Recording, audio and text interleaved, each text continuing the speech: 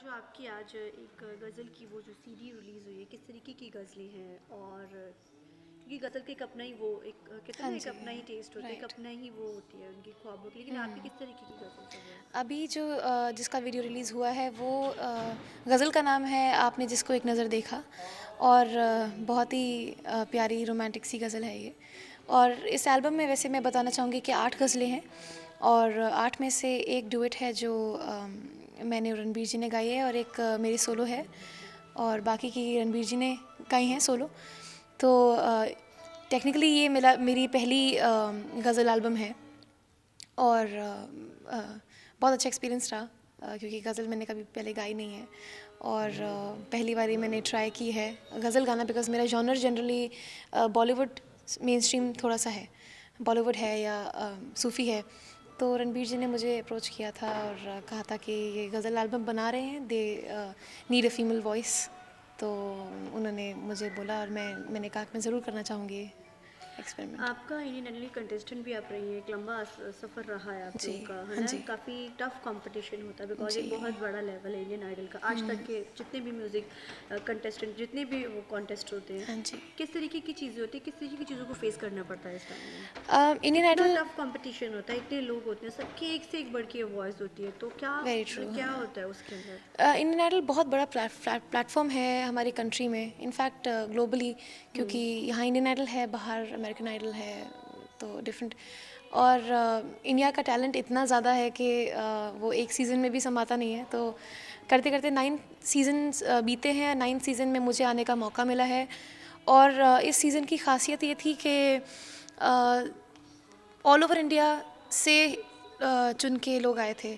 South India से भी हमारे कंटेस्टेंट्स थे, 3 4 5 कंटेस्टेंट्स थे। और ईस्ट नॉर्थ ईस्ट से भी थे और नॉर्थ इंडिया से तो थे ही। और बहुत इनफैक्ट बहुत ही मिक्स्ड। माने जब आप 8 उसमें रही हैं, जब जी लास्ट हाँ मोमेंट पे जी। जाके एकदम से निकल जाना, चीज़ों को एकदम हो जाना, तो कितना वो लगता है उस टाइम चीज़ों में? बिल्कुल नहीं लगा मुझे टू बी वेरी ऑनेस्ट। हाँ। क्योंकि मैं पहले टॉप 12 में थी, टॉप 12 से एलिमिनेट हुई, फिर वाइल्ड कार्ड में वापस आई टॉप 10 में। तो उसके बाद टॉप 8 से फिर एलिमिनेट हुई। तो दोनों ही बार मुझे कभी रिग्रेट नहीं हुआ। आप वहाँ से निकली चीज़ों को, लेकिन एक अलग ही प्लेटफॉर्म किस तरीके का मिलता है जो आप वहाँ से, चाहे आप कुछ भी हो जाते हैं, है ना, चाहे आपसे टर्मिनेट कुछ भी हो जाए, क्या चीज़ें आपके लिए नई खुल जाती हैं, किस तरीके की राह बॉलीवुड में खुल जाती है इसके बाद?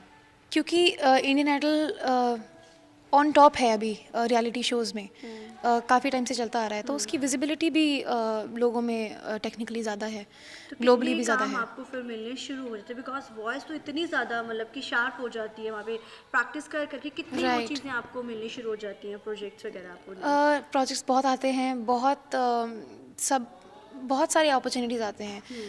नॉट ओनली प्लेबैक, प्लेबैक के अलावा भी परफॉर्मेंसेस, शोज़, कॉन्सर्ट्स। और क्योंकि अभी मैं इंडियन आइडल के इमीडिएट बाद मैंने सोनू जी के साथ परफॉर्म करना शुरू किया ग्लोबली।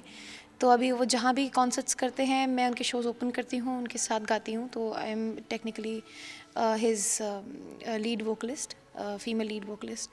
तो वो भी एक बहुत बड़ी अपॉर्चुनिटी है। सोनू निगम जैसे बड़े लेजेंड सिंगर हमारी कंट्री के, उनके साथ स्टेज शेयर करना मेरे लिए, किसी भी सिंगर के लिए ड्रीम था, तो मेरे लिए तो था ही। और मैं कह सकती हूँ कि मैं ड्रीम लिव अप कर रही हूँ। तो और बहुत सारी चीज़ें हैं, आने को हैं, बहुत सारे रिलीज़ हैं अभी जो होल्ड पे हैं। तो देखते हैं आगे कैसे कैसे गाड़ी चलती है। रणवीर जी आपसे जानना, रणवीर जी एक आप लोग की सीडी रिलीज़ हुई है, काफ़ी सारी चीज़ें, किस तरीके की है, क्या चीज़ इसमें खासियत है, किस तरीके के गानों को प्रेफरेंस इसमें दी गई है?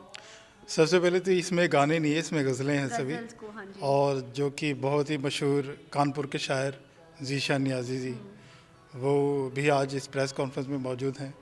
उनकी कमाल की 8 गज़लें ये लिखी हुई हैं और उसको बहुत कोशिश की है मैंने अलग अलग मूड से कंपोज करने की। और उसमें एक मानिया जी का सोलो है, एक हमारा दोनों का डुएट है और बाकी सभी गज़लें मेरी सोलो हैं। तो ये मेरा तीसरा एल्बम है गज़ल का। पहले मेरी 2 एल्बम ऑलरेडी रिलीज़ हो चुकी हैं सोलो। जी। Thank you so much.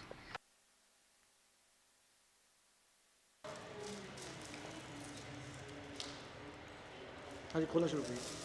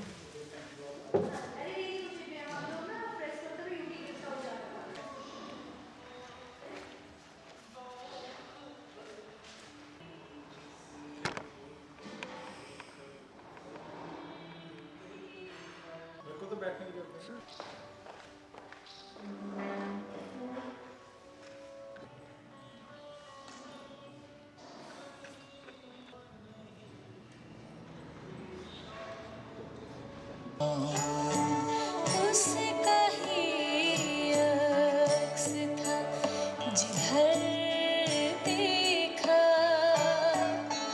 उसको दुनिया से बेखबर देखा।